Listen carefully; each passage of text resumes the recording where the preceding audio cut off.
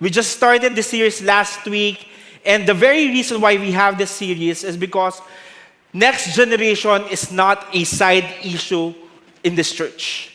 Sobrang importante po ang next generation dito sa church natin. The reason why our movement exists is because we really want to reach out to the next generation. Let me just ask this question. How many of you here, you are a student? Can you just raise your hand? Estudyante ka?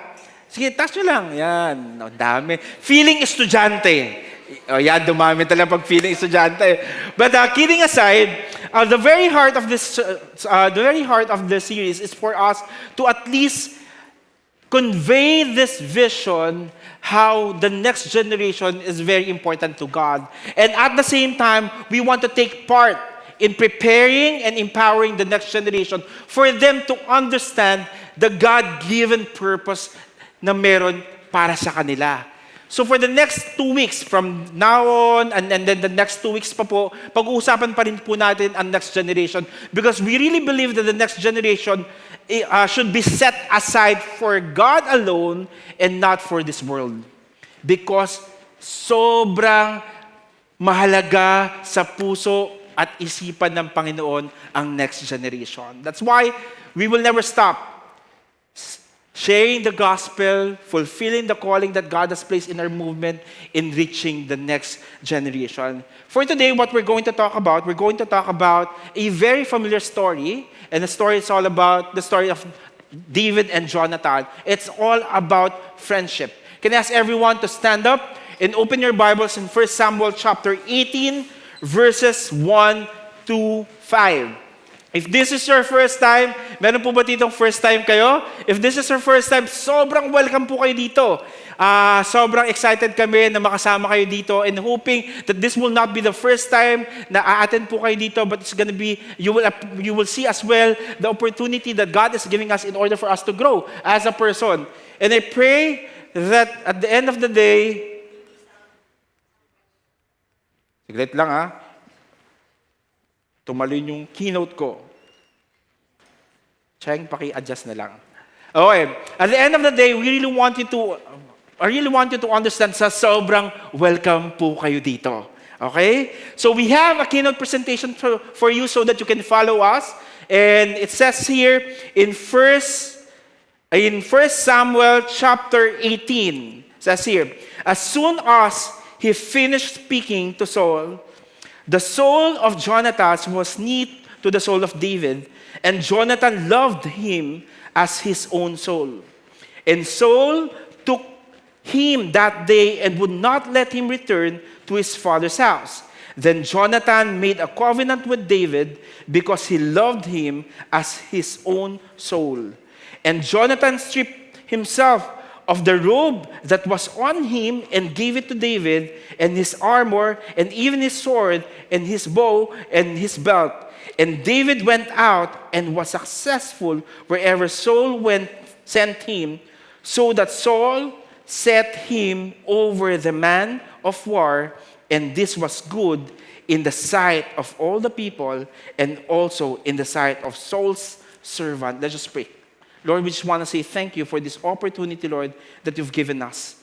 I pray that as we dive into your word, may you soften our hearts to see your very heart for the next generation. Thank you, God, because we believe that you will allow us to align our hearts to yours as we look at the story of Jonathan and also David in terms of biblical friendship. Lord, thank you in the mighty name of Jesus. Amen and amen. You may take your seats. Before we dive into the Word of God, let me just ask this question to everyone. Sino dito, you know and you are so sure na meron kang kaibigan? Sino dito may mga kaibigan ka? Yan. Lahat naman tayo may kaibigan tayo, no? So, sino naman dito yung feeling mo that you are a very loyal friend? Bigla umonte, Sino dito, you are a go-to friend? Go-to friend. Yung talaga ikaw yung pinupuntahan. Onti rin. Sino dito, yung bangka friend ka, ikaw lang yung kwento ng kwento? Ayan, marami dito. To be honest, pag pinag-usapan natin yung friendship, Sobrang nakaka-relate tayo, most especially, hindi lang dahil Filipino tayo. Alam mo yan, kahit first time mo makita, uy friend, nagiging friend mo na kagad. Kahit hindi pa kayo ganun ka magkakilala. Nalilabelan mo na yung bawat isa na isang friend, di ba? So, when we talk about friendship, you know what? When I was trying to dive into the net, I came across with this article in the New York Times. Sabi niya dito, what is it about friendships that is so powerful? Ano daw ba yung meron dito sa friendship na to na sobrang powerful? Bakit ba na napaka-powerful ng friendship? And he gave different reasons why friendship is so powerful. The first thing he said is that this is the key point. Your friends strongly influence how you perceive reality. First, they strongly influence how you see yourself. Grabe, sobrang totoo to. Sabi niya dito, it's very hard to measure your own worth, your own competence, unless people would admire and respect you as a worthy, see you as competent. Plus, if your friend says you're smart, talented people, you begin to see yourself that way too. Grabe lang po yung influence ng mga kaibigan natin. And most of the time, mas naniniwala pa tayo sa sinasabi ng kaibigan natin more than sa sinasabi ng magulang natin. And that is reality. Pag sinabi ng kaibigan mo sa'yo, huy, ang galing mo dito, feeling mo ang galing-galing mo talaga kasi you're my true friend. At pag sinabi ng kaibigan mo, oy, dito, wag mo na itong gawin to kasi mukhang wala kang potential dito, maniniwala ka, magsi-self-pity party ka na kasi feeling mo, yun ka talaga. That's why it's so clear. First, they strongly influence how you see yourself. Kaya nga minsan, yung mga tao sa paligid mo, nagiging kamukha mo na. Kasi sobrang tindi ng influence ng friendship na meron kayo. The second thing na sinabi niya dito, second, your friends shape how you see the world. Grabe to. Sabi niya dito, doon tayo sa last part, people carry heavy backpacks, perceive steeper hills than people without them. So sinasabi niya dito, most of the time, those people or friend that you are really following, friend that you are so concerned with, friend that has a voice to you, the way he will see life can be the same thing on how you will see life. The way that person will define the world, definitely that is going to be the same definition of what the world looks like to you. Kung ang kaibigan mo isang K-pop at sobrang mahal na mahal mo tong K-popers na to, imagine, may K-popers ba? Imagine, magiging ganun ka din.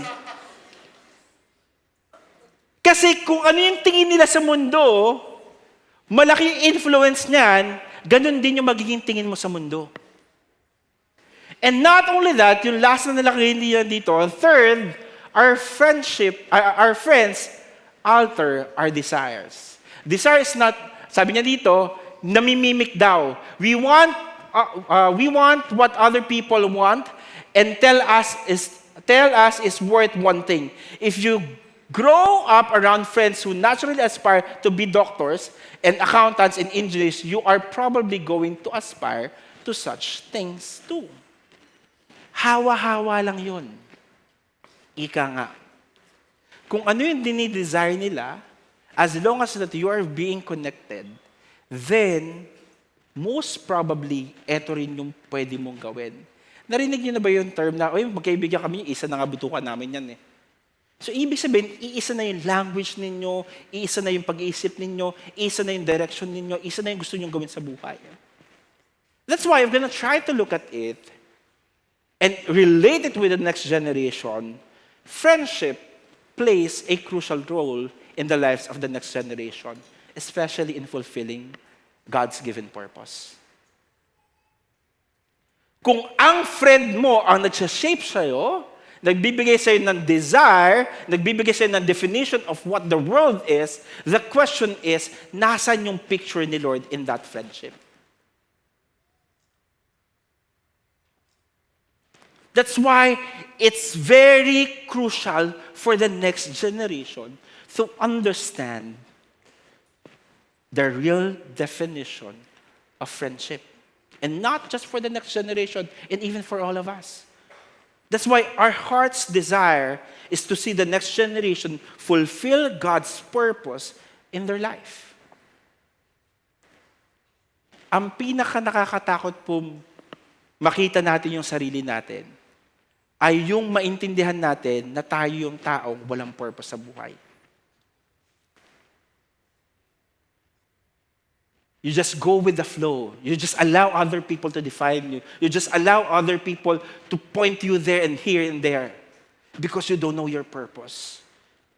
And your friends play a very crucial role for you to know the God-given purpose in your life. That's why the question is, do the next generation's friendship launch or help them understand their God-given purpose?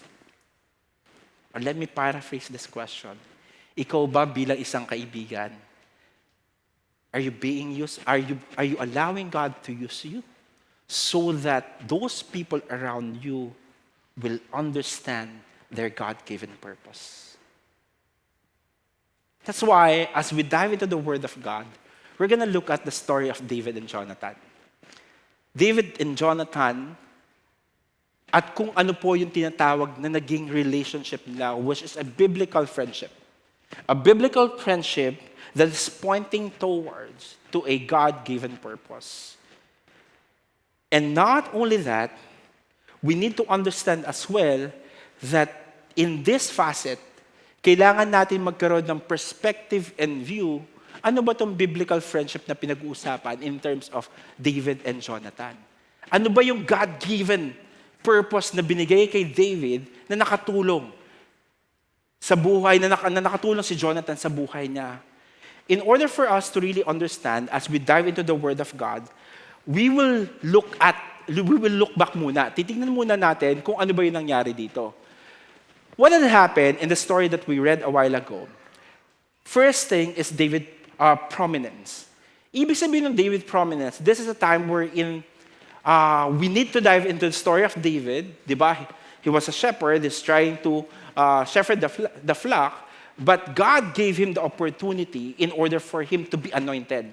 So naging anointed siya, in-anointed niya ni Samuel, ni King Saul, by Samuel, and at the same time, ito yung moment wherein siya yung pinakabata, but yet siya yung magiging next leader, next king, as instructed by God.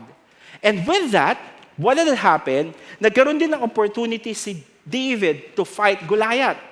When he fought Goliath, what had happened? He was able to win the battle to the point that he was so famous all throughout their town. People were singing so many things. David slain thousands, but Saul slain thousands. With that, nagkaroon po ng moment wherein si King Saul, the current king at that time, nagalit siya at nagkaroon siya ng jealousy. Nung nagkaroon siya ng jealousy, the very heart is that na-threaten siya with what the people is saying. Na-threaten siya in terms of the growing fame of David. And with that, nagkaroon siya ng nagkaroon siya ng intent to murder David. Why? Because he's a threat to my leadership, to my kingship. And the twist in this summary of what had happened to David and also to Saul, ang nangyari po dito, yung anak ni Saul, which is si Jonathan, na supposedly siya yung papalit na king, he had this opportunity to befriend with David. At doon po nagsimula yung David and Jonathan's friendship. They shared biblical friendship, and at the same time, they recognized God's given purpose. If we're gonna try to look at it in this simple summary that I shared a while ago, this is the same thing that we really want to see to the next generation. We want to see to the next generation na magkaroon silang shared biblical friendship and at the same time to recognize as well na merong God-given purpose ang bawat next generation. Kasi kung titingnan natin, to be honest, minsan, as an adult, or sa older generation, if we're gonna try to look at the next generation, sometimes, hindi na natin ma-reconcile sa isip natin kung bakit sila ganito mag-act, bakit ganito sila mag-speak, bakit ganito sila mag-relate with people, bakit ganito sila parati nasa computer, bakit parati silang nakadive na lang sa internet, and somehow, we can't even see the potential, or we can't even see the God-given purpose in their lives. Because we are so hindered by our own understanding. But this time, what we really want to do, my prayer is that you will open your hearts and see the potential of the next generation. And at the same time, my prayer as well is that we will understand that we can be friends with the next generation. Na yung friendship na meron tayo is not just an ordinary friendship na, oy, magkaibigan tayo, kakakilala lang, friend na tayo. No, it's all about biblical friendship. Pag sinabing biblical friendship, eto po yung mga bagay na i-unfold natin today. So when we talk about biblical friendship in the story of David and Jonathan, the first thing that I really want to share to everyone is that biblical friendship demonstrates selfless love, deep commitment, and sacrificial support to pursue God-given purpose. Let me repeat that again. Biblical friendships demonstrate selfless love, deep commitment, and sacrificial support to pursue a God-given purpose. Let's go back to the verse that we read a while ago. It says here, as soon as he finished speaking to Saul, what had happened in the context of this passage, ito po yung moment na natalo na ni David si Goliath. And right now, kausap niya si King Saul. At that moment, when he's done speaking with Saul, the soul of Jonathan was knit to the soul of David, and Jonathan loved him as his own soul. I want to use a different translation para mas maintindihan natin siya. I'm going to use NIV. Sabi niya to you, after David had finished talking with Saul, Jonathan became one in spirit with David, and he loved him as himself. I really like how the author crafted this passage. Sabi niya dito, right after David finished talking to King Saul, that is the moment wherein Jonathan had an opportunity to be friend with David. And it was defined in this passage that they became one in spirit. What does it mean? Ano yung sinasabi na dito, they became in one spirit? Ibig sabihin po, they became in one spirit, they shared similar values, they shared similar beliefs, and they shared similar goals. And not only that, they shared similar values, belief, and goals, they also unified in their devotion to God.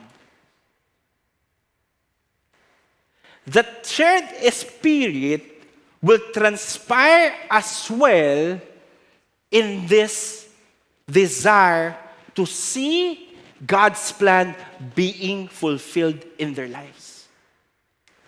So when the author was explaining this, one spirit, ibig sabihin nito, ito yung moment na pareha silang, they are desiring God, they would like to fulfill the calling of God in their life, and at the same time, they would like to commit to one another in protecting, and at the same time, they want to be loyal to one another in finishing strong to that calling that God has given them.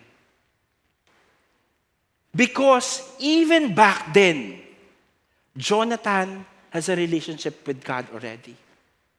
And also, David has a relationship with God as well. There's an account in the Bible for Jonathan in 1 Samuel chapter 14, verse 6. Sabi niya nito, Jonathan said to the young man who carried this armor, "Come, let us go over to the garrison of this uncircumcised. It may be that the Lord will work for us, for nothing can hinder the Lord from saving by many or by few." This is the moment wherein Jonathan is demonstrating his faith and courage to attack the Philistine. And the only person na kasama niya dito at that time is the armor bearer, but he's believing and declaring that as we go there, God will gonna fight for us. Ganun yung confidence ni Jonathan with God because he knows who God is. That's why, nung sinabing in one spirit, naintindihan at na-recognize ni Jonathan as well that this guy, mahal niya si Lord.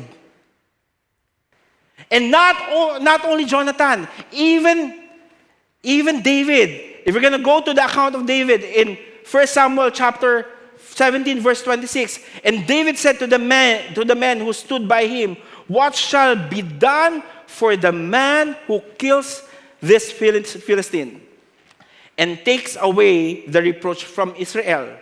For who is this uncircumcised Philistine that he should defy the armies of the living God?" If you're gonna try to look at it, it's the same thing na pinaglalaban ng dalawa. Bakit itong mga Philistines na to, bakit itong mga kaaway na to, dinedefile at the same time, at the same time, niyayarukan. Tama ba yun? Yun, basta na yun na yun. Yung pagkatao ng Panginoon sa buhay nila. At hindi nila kaya na itong mga Philistines na to, they're doing that and mocking God. That's why if you're gonna try to look at it, they are in the same spirit. They have one spirit. They both recognize us yung pagmamahal at devotion nila kay Lord. That's why when Jonathan saw that to David, the following verse after that, sabi niya, after David had finished talking to Saul and Jonathan became one spirit and David loved himself, sabi niya dito, after David had finished talking with Saul, Jonathan became one spirit with David and he loved him. They are one in spirit and at the same time, Jonathan loved him. Yung pagmamahal po na sinasabi dito is not an intimate type of love. It's phileo. Friendship love demonstrating a deep loyalty and commitment. So meaning, mahal ko tong taong to dahil anak to ng Diyos at mahal ko tong taong to dahil kaibigan ko to. And I'm gonna be loyal to this person. And definitely, I'm going to commit myself in order for this person to fulfill the God-given destiny. Ganun po katindi yung pagmamahal ni Jonathan kay David. Because he recognized God's plan for David. And he just did not recognize it, he also experienced it. From the moment he got anointed and experienced favor from the Lord, from the moment he won the victory over Goliath, and the moment that he saw the divine protection that God has for him, and also when he saw also the military success na ginawa ni David, lahat yun na witness at na recognize ni Jonathan sa buhay ni David. If you're gonna try to look at it, ang sarap magkaroon ng kaibigan who will fight for you, who will be committed to you, and who will help you understand the very purpose that God has given you. Kung titignan po natin yung young people right now, do they have this kind of relationship? Someone who will be loyal, Someone who will willing to commit just for this person to know the God-given destiny. At hindi po natapos doon. Hindi lang in-explain ng author na they are one in spirit. Hindi lang in-explain ng author na mahal niya. Sinabi pa niya dito in the following verse. In verse 3, then Jonathan made a covenant with David because he loved him as his soul. He said he made a covenant. And that covenant, it's all about biblical friendship. Biblical friendship demonstrates selfless love, deep commitment, and sacrificial support to pursue a God-given purpose. And he demonstrated it right away. In verse 4, you know what had happened? And Jonathan stripped himself of the robe that was on him and gave it to David and his armor and even his sword and his bow and his belt. If you're gonna try to look at the different things na binigay niya kay David, is a sign of authority and a sign of the lineage as well. The moment Jonathan recognized that David will be the next king, na supposedly siya yung magiging next king kasi siya yung panganay na anak ni Saul, what he did, he gave it to David. He recognized na ito yung pinili ng Panginoon. He recognized yung plano ng Panginoon na hindi ako, pero si David ang magiging king. Jonathan honored God's choice and plan for the Israel's future king. Napakagaling lang po ng story na to. When I was trying to contemplate in this passage, I can help but go back to this question. Do the next generation's friendship launch or help them understand their God-given purpose? The very reason why our young people right now, marami tayong nasasabi, yung young people right now, parang mga napapariwala. Yung mga young people right now, puro TikTokeries lang, sayo lang ng sayo sa TikTok. Yung mga young people right now, game lang ng game, Dota ng Dota, Dota 2, Dota 3, Dota 4, Dota 5. Lahat na yata ng mga, basta may number, ganun na lang yung ginagawa nila. Yung ibang mga young people ngayon, date lang ng date. Yung mga young people ngayon, wala nang ginawa, kundi bumarkada. Yung young people ngayon, lahat! Name it, all the excuses. Yung mga young people ngayon. Pero nagkaroon ba tayo ng opportunity? Yung mga young people ngayon, merong purpose kay Lord. Yung mga young people ngayon, merong magandang destiny si Lord na nakalaan para sa kanila. When was the last time na nakakita tayo ng estudyante, nagkaroon tayo ng opportunity to speak life to that person? When was the last time na nag-encourage tayo ng isang estudyante, it could be yung anak mo, or it could be yung pamangkin mo, na alam mo na kahit nahihirapan yan, alam mo sa sarili mo, merong magandang plano ang Panginoon sa kanya. When was the last time naging friend ka sa isang estudyante? Na kahit alam mo, hirap na hirap tong estudyante na to. Sometimes kasi, mas nakikita natin yung flaws ng isang tao o ng mga next generation more than kung ano yung nakikita ng Panginoon para sa kanila. Nagkaroon ako ng opportunity back then to gather students from different universities. And I asked this question to them because this is the time wherein sobrang hirap sa kanila for them to listen to the older generation. For them kasi, we really want to listen to the older generation, but they never gave us opportunity to express ourselves. Every time we talk to an older generation, the older generation is always telling to us this same old boring stroke or story. Parating sinasabi, sa kanila na pinagdaanan ko na yan. Huwag mo nang gawin yan. Uy, mali yan. That's why, hindi na sila magkaroon ng opportunity for them to open up.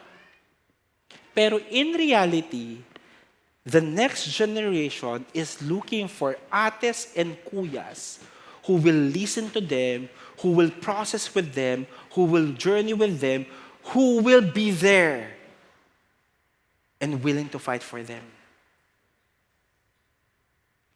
Sabi nga nung next generation na yan, gusto po namin makinig, gusto po namin mag-journey, pero ang mahirap po kasi, hindi rin po kami pinapakinggan.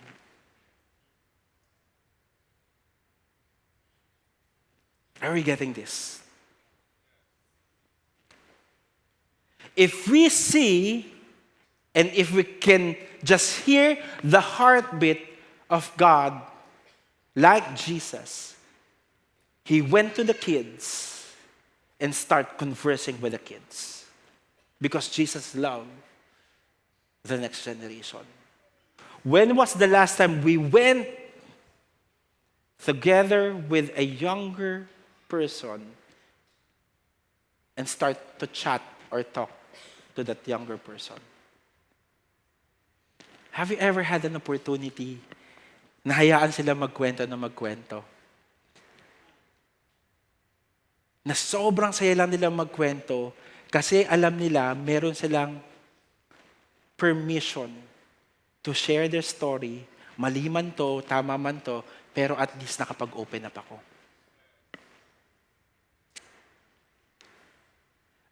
I hope that we can befriend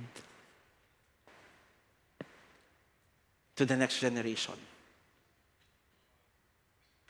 Like Jonathan, the reason why he is one in spirit, the reason why he loved him, the reason why he made a covenant with him to David is because naintindihan niya at na-recognize niya na merong purpose si Lord kay David. Sana, every time that we will see a younger person, the next generation, maiintindihan din natin na meron ding magandang purpose si Lord para sa next generation.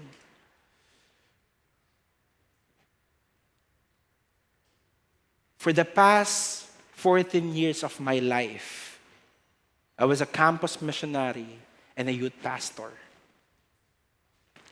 That's why my heartbeat is for the next generation. I have 2 kids. I need to sit down with them. I need to talk to them. Lalo na yung bunso ko, yung 2 years old. Sobrang cute nun. Patakbo-takbo dito kanina, lahat tinatapo, lahat tinahagis. Pero I need to journey with that person because I know mayroong magandang purpose sila sa buhay niya. Sino po dito yung magulang? As in, let me repeat, baguhin natin. Sino dito yung parents? You're a parent? You're a parent. Taas ang kamay. Okay, maya, you're a parent. You have to be proud that you're a parent. Okay? Yan, yung mga parent. Di ba ang cute ng mga anak natin? Parang hindi kayo naniwala. Di ba ang cute ng mga anak natin? Pero mas magiging cute yan kung nagjo-journey tayo with them. Mas maganda yung magiging relationship natin sa kanila if we're gonna speak life and we're gonna speak their God-given destiny. Remember, the next generation is clamoring for a friend who will demonstrate selfless love and deep commitment, willing to show support in pursuing their God-given purpose. They are really clamoring. Kapag wala pong nag-journey sa kanila, magjo-journey na lang sila sa TikTok.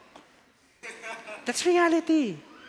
They will try to find ways in order for them to understand their value and their worth. Magjo-journey na lang sila sa Facebook, sa Reels, and even online dating.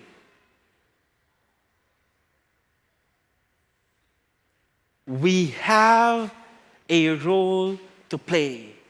And that is for us to be a friend to the next generation. And not only that, biblical friendship encourage each other to trust God for strength and guidance during challenges in fulfilling their God-given purpose. Let me repeat that again. Biblical friendship encourage each other to trust God for strength and guidance during challenges in fulfilling their God-given purpose. Let's move forward. You know what would happen? Because Saul was so passionate in killing David, ang daming nangyari kay David to the point hanggang nagtago na siya, hindi na niya alam kung paano gagawin niya, nagtago na siya sa cave. And at that very moment, sa sobrang down na niya, hirap na siya. Because imagine, the whole army of Saul is hunting him. The whole army of Saul wanting to kill him. Ganun katindi yung itsura ni David at that time. That's why, in this passage in 1 Samuel chapter 23, verses 15 to 16, a time wherein he was really hiding so that hindi siya mapatay, sabi niya dito, David saw that Saul had come out to seek his life. Papatay na talaga siya.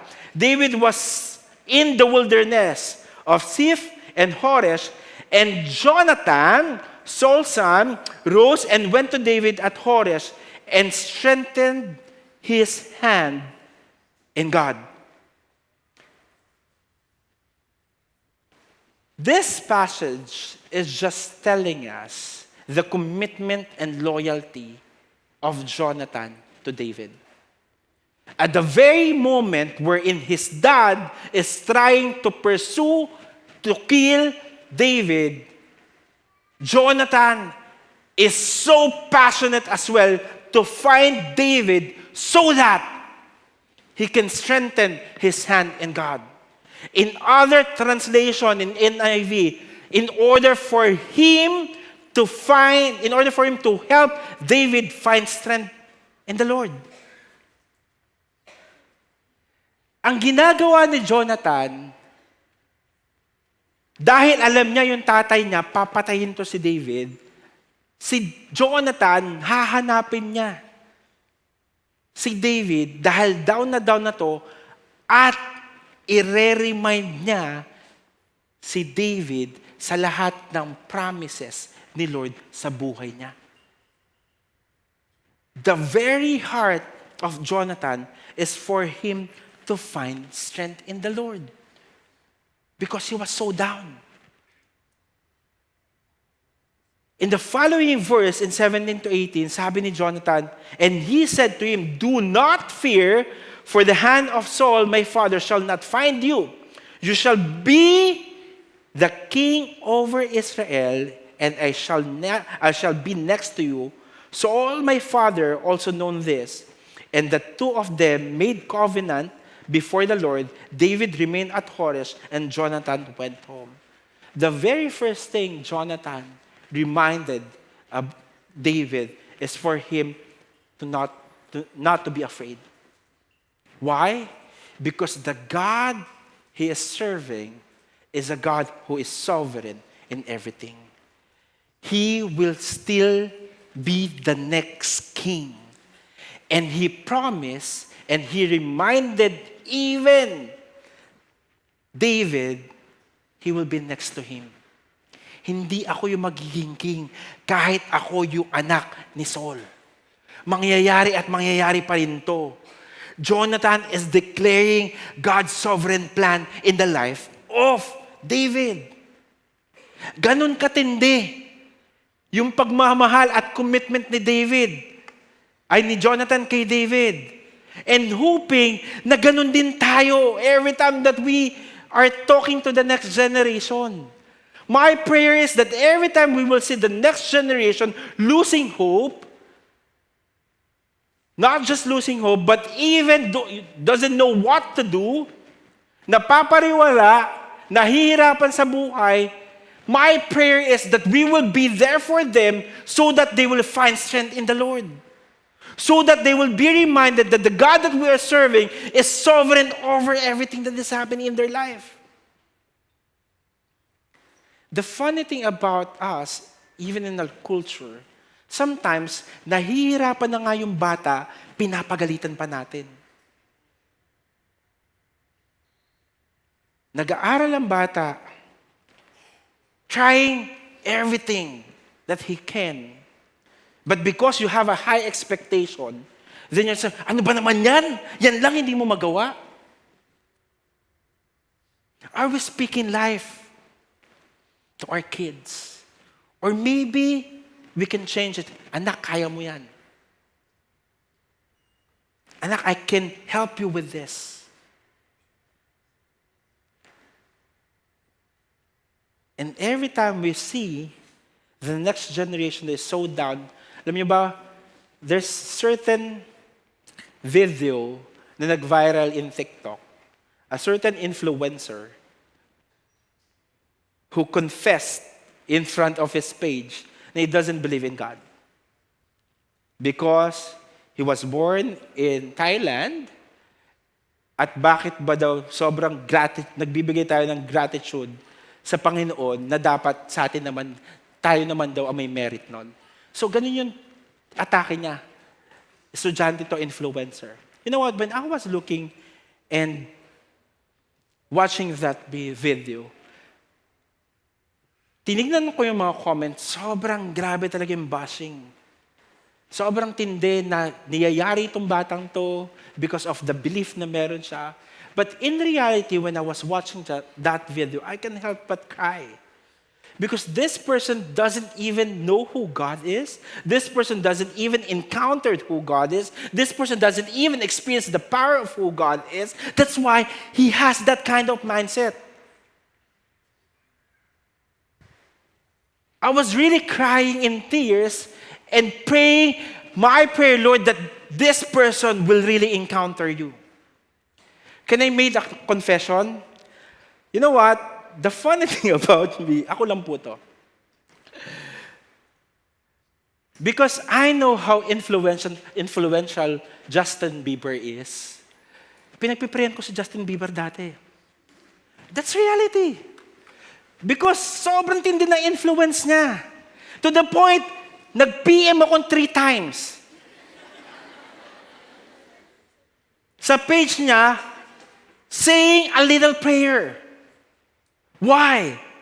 Because I know if this person will be transformed, if this person will experience who God is, there's going to be a big shift in the life of the next generation.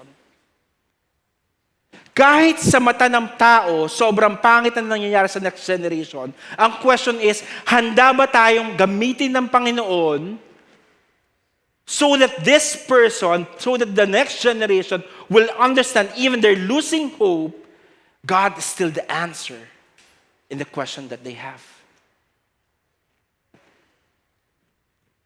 I hope and I pray that we will take charge. That every time we will see a young person, I'm willing to help that person, no matter what he is experiencing.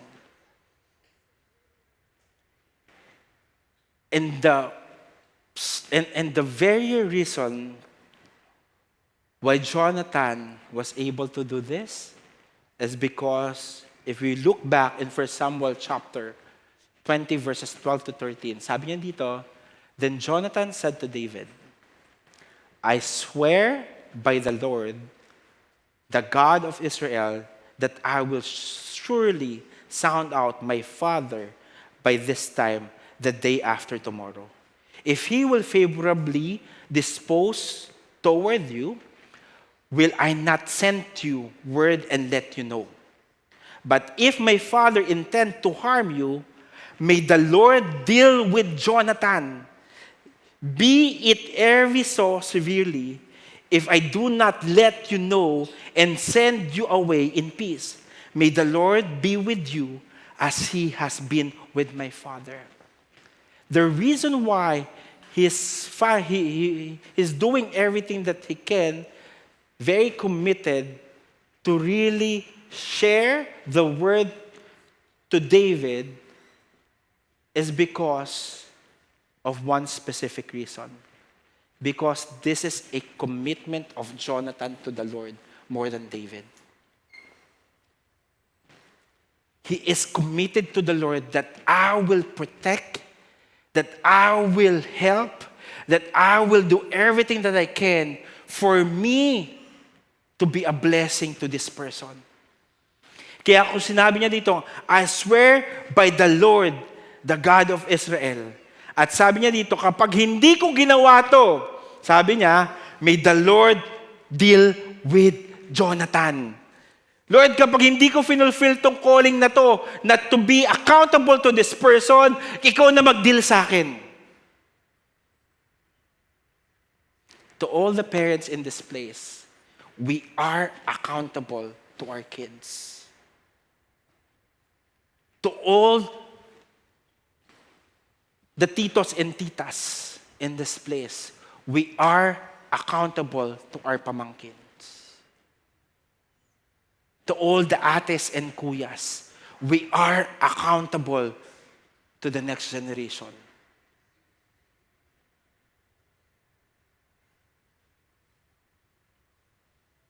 Why? It's our personal commitment with God.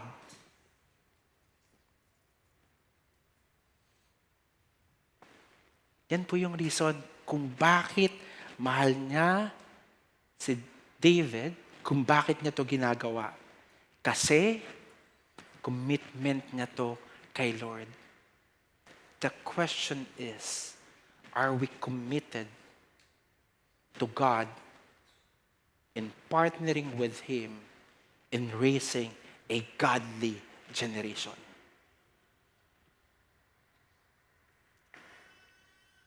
Remember, the next generation needs a friend who will encourage them to trust God for strength and guidance during challenges as they fulfill their God-given purpose.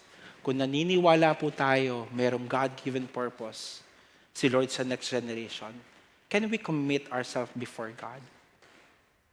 That we can be a blessing to the next generation.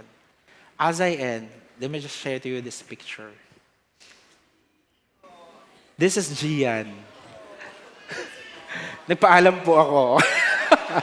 This is Gian. Gian is normally doing transition here. This is his life back then. Financially struggling.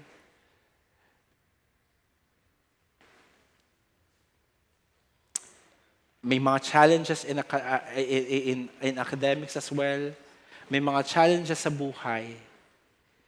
Pero kahit maraming challenges sa buhay, he learned to trust God. Kahit marami siyang pinagdadaanan, umaattend din siya ng youth service back then in Pioneer. Pag nakikipagkwentuhan ako sa kanya, meron siyang high spirit because alam niya at naiintindihan niya na may God-given purpose si Lord sa buhay niya. And the very reason why he has that continence and love for God is because of these people around him. These are the people who standing with him,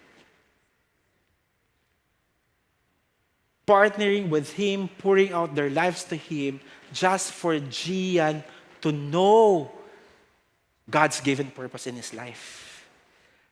Na kahit ilang beses siyang nahirapan, kahit ilang beses siyang nasaktan, ilang beses siyang nadapa, ilang beses siyang nagkaroon ng struggle in terms of finances and a lot of things, these people never stopped believing in him.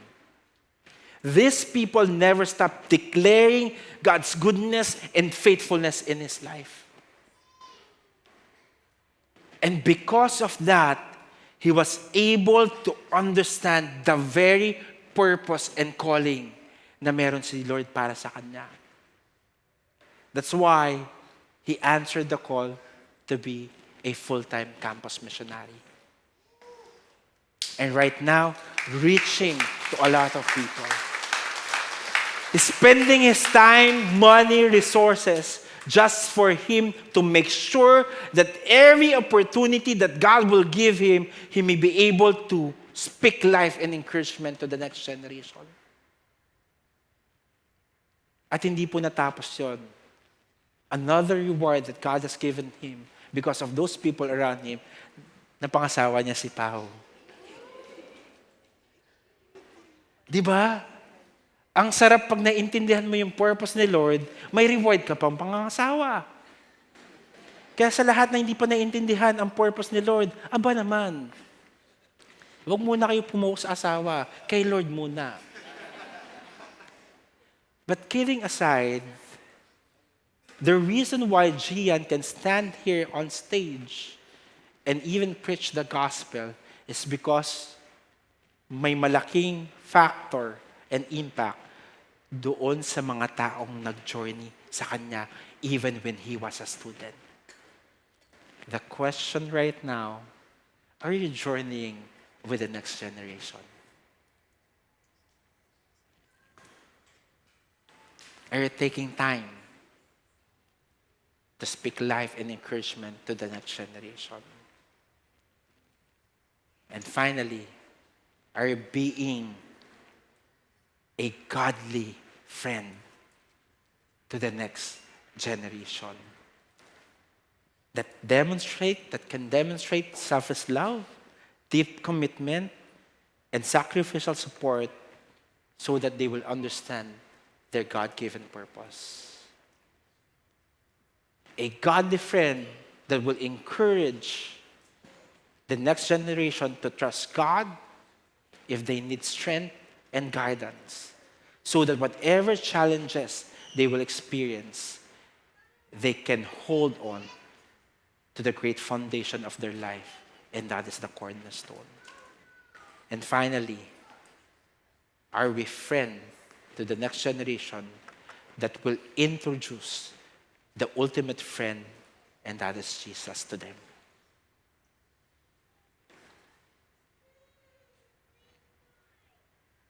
As we end, I'm going to throw a challenge to everyone. Can you be a friend, a godly friend to the next generation? That we will not judge them, but we will see the potential. That we will see them the way God sees them. Remember, the next generation is valuable to God. Can I ask everyone to stand up? I'm going to take this time to pray.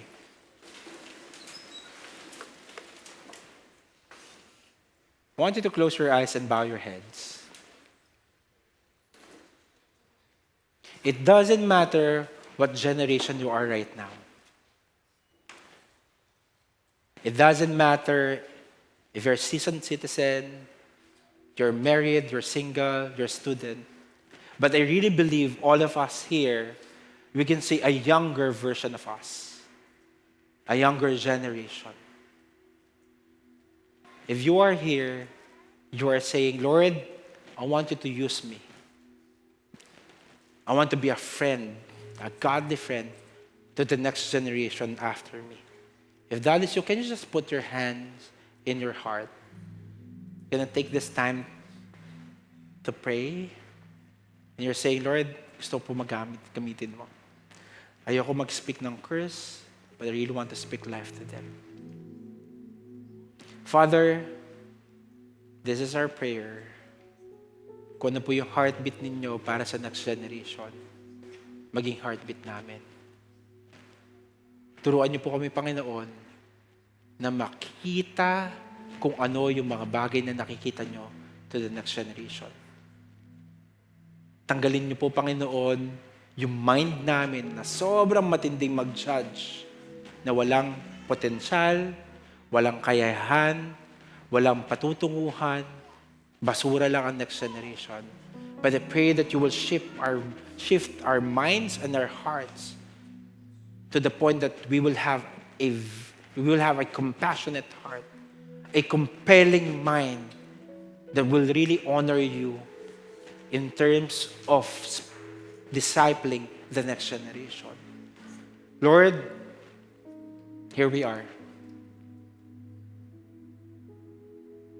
Here we are, humbling ourselves before you and allowing the Holy Spirit to speak in and through us so that we may be able to understand and value the way you value the next generation. Use us and even send us, God. In the mighty name of Jesus, amen and amen. Put down your hands. For the next generation, mga estudyante, can you just raise your hand, lahat ng estudyante? Can we just extend our hands to the next generation? I just want to pray for all the students here in this place. Lord, thank you for this next generation. I know that ito mga estudyanteng to, they're experiencing a lot of things. But thank you because you will give them godly mentors, friends, who will help them understand your God-given purpose in their life. I pray that they will never feel alone. I pray that they will never isolate yung buhay nila, Panginoon, to the point that they will tell to themselves na wala akong kasama. Lord, thank you because you are reminding them that they are valuable, that you died on that cross for them so that they will understand how much you love them, God. Lord, thank you because even right now, we are declaring that they have a great destiny ahead of them. We rebuke every lies of the enemy. We rebuke every attacks of the enemy. And we appropriate every promise that you have for them. May you bless them. In the mighty name of Jesus. Amen and amen. At sa lahat po na hindi estudyante, can you just raise your hand? Let me just pray for you. Panginoon, nandito po kami. Baguhin niyo po yung mind namin kung paano namin nakikita yung next generation. Turuan mo po kami maging friend sa kanila na willing makinig, na hindi kami sasabat ka kaagad, pero iintindihin namin kung ano yung pinanggagalingan nila so that we will know the best approach and opportunity to speak life and encouragement to them. May you infill us with your grace and may the Holy Spirit lead us as we talk to them, God. Lord, ito po yung prayer namin na even this week, may mabibless kaming estudyante.